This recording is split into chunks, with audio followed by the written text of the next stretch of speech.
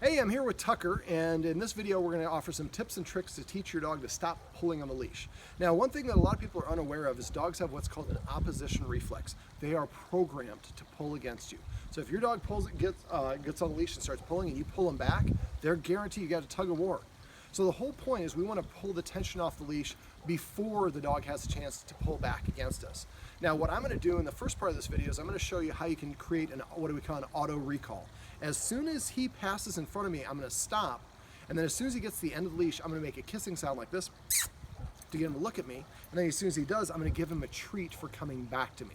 If we repeat this enough, after a while the dog hits the end of the leash and just automatically turns and returns back to you. This is the first step of teaching your dog not to pull on the leash. So the cameraman's just going to stay right there, and I'm going to get back far enough so we can see us both. There we go. What side do you walk him on? Well, okay, I know he doesn't have a side. You want him on the right? Well, I don't care, but I always It's whatever preference you guys have. I would have each one of you have two dogs, give one a right side, one a left side, so he always is on the right or always on the left. That way they know, and you can walk them eventually together. Okay. So which one, since he's more of a wild child, you want him on your right? Yes. Okay. Come on, buddy. Now, one little, let me set one other thing up real quick. When we go on a walk, we have a tendency to think of the duration or the end of the walk. We're like, okay, I have 28 minutes, I can take the dog for a 10-minute walk, I can still put a load of clothes in, and I can do this, and I can still make my phone call. And then when the dog doesn't help or doesn't cooperate, we get very frustrated. So one of the things I'd like the guardians to do when you're walking is we're gonna practice walking. I'm not going to do it here, but when you guys are walking at home, I'd like you to come out and go to your driveway and walk to your neighbor's driveway, and then when you get there, you're going to turn around and walk to that driveway. You're just going to walk back and forth about 8 times. So you're not thinking about the duration, which causes you to get frustrated. We're just thinking back and forth. We just want him to practice coming back to us. So I'm going to go ahead and show you again, but again, that's a tip that will make a big difference. All right, so come on, buddy. Of course, you're not going to pull on the leash this time? All right, well, we'll go back this way.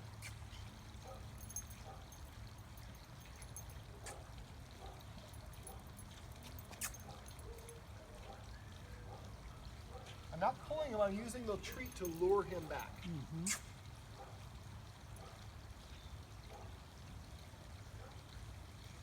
Now, eventually, I would ask the dog to come and kind of do a bit of a pirouette, and I'll kind of show you how I do that one. Whoops.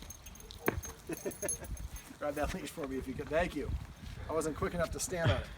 All right, come here, buddy.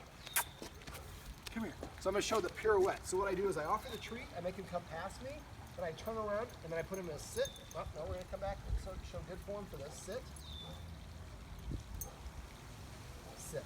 Eventually, the dog kind of comes back and will sit, and then you can start walking again. Let's try that again.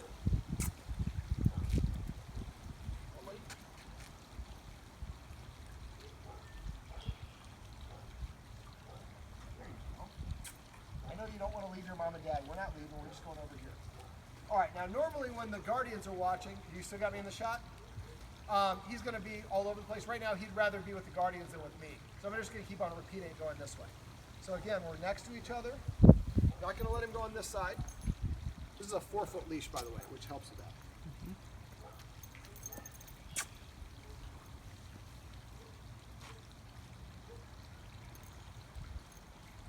Sit.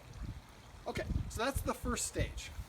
Once you get to the point when you're walking back and forth and he's really not going out in front of you, he's almost walking in a heel, or as soon as he gets to the end of the leash, he's coming back to you, then you're ready for the next step. Now the next step is something I used to call the long walk. Again, we think of the destination. So what I do for the long walk is maybe walk from here to the end of the block or the end of that block, whichever way you want, but you're never going to take more than 5 steps. So, and as soon as I stop, I'm going to tell him to sit. When he sits, I'm going to give him a treat. I'm going to walk just right here to show you, and we're going to give him a ton of treats because every 1, 2, 3, 4, or 5 steps we stop. Eventually what happens is you stop. Now instead of the dog paying attention to everything else, he's paying attention to your steps. And when you stop, he sits down automatically because he's expecting to get the treat. So now instead of him paying attention to everything but the guardian, he's paying attention exclusively to the guardian, and other dogs and things are going around. I could bark at you right now, but I'm waiting for my next treat.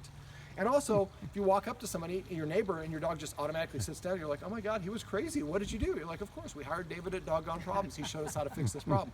But we're teaching him, just like we teach kids. If you want to ask the adult something, you say, excuse me, I have a question when there's a pause in the conversation that says saying dad, dad, dad, dad, dad. It's the same sort of thing for dogs. All right, you ready? Come on, buddy. Sit. Sit.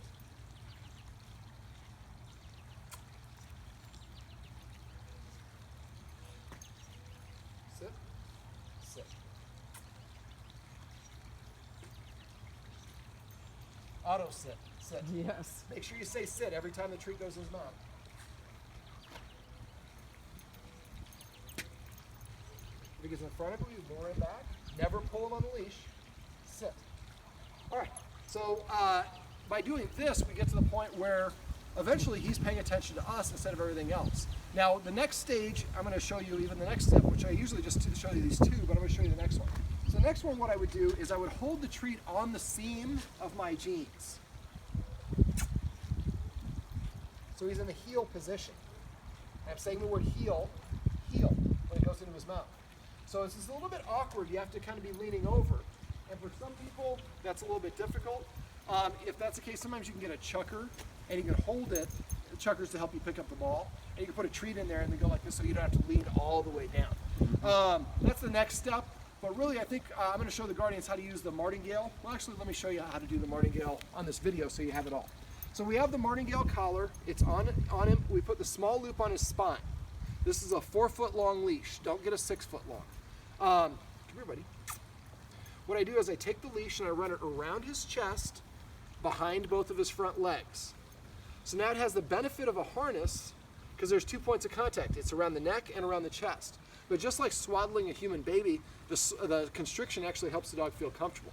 Now, when I use this is to not stop the dog from pulling on a leash. This is using a tool to do it, which is not my preferred method.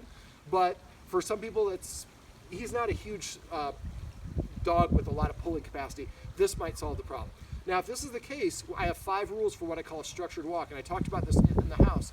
We walk for maybe a quarter of the block, and the dog is next to me in a heel position. Then I walk for a quarter of the block, and then the dog can go around, sniff around, and have fun. Then a quarter of the walk back in a heel position. So we're teaching the dog. It's not fun for the dog not to be able to sniff and fool around, but if he's doing nothing but sniffing and fooling around, he's not paying attention to us. So my 5 rules for structured walk. Rule number 1, pick a side, right side or left side. We've decided, the Guardians have decided they want him on the right. Rule number 2, he should be walking next to me. His shoulder should be aligned with my hip. If he gets in front of me and I try to pull, I want to pull up as my correction. If I let him get in front of me and I pull up, I'm actually going to be pulling back, and that will create more of a pulling forward.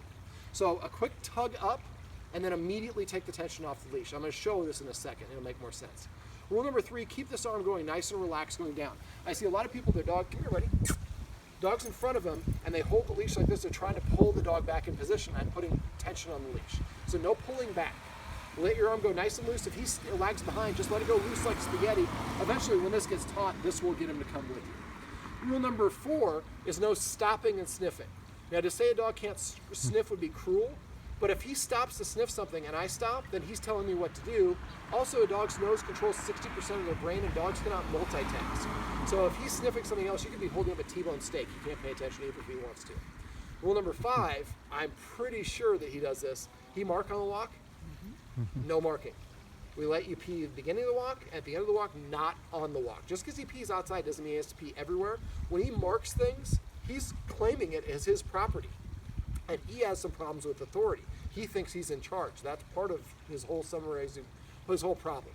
So if I let him mark on things, then he thinks everything between his house and the furthest point away that he marked is his territory. So I've seen dogs get mad at their neighbor's dogs for being in the neighbor's own yard because the dog marked on a tree in their yard and thinks it's their property. All right, so I'm going to show you. You're just going to stay back and forth. I'm going to walk back and forth right here. Now again, if he lags, I just keep going.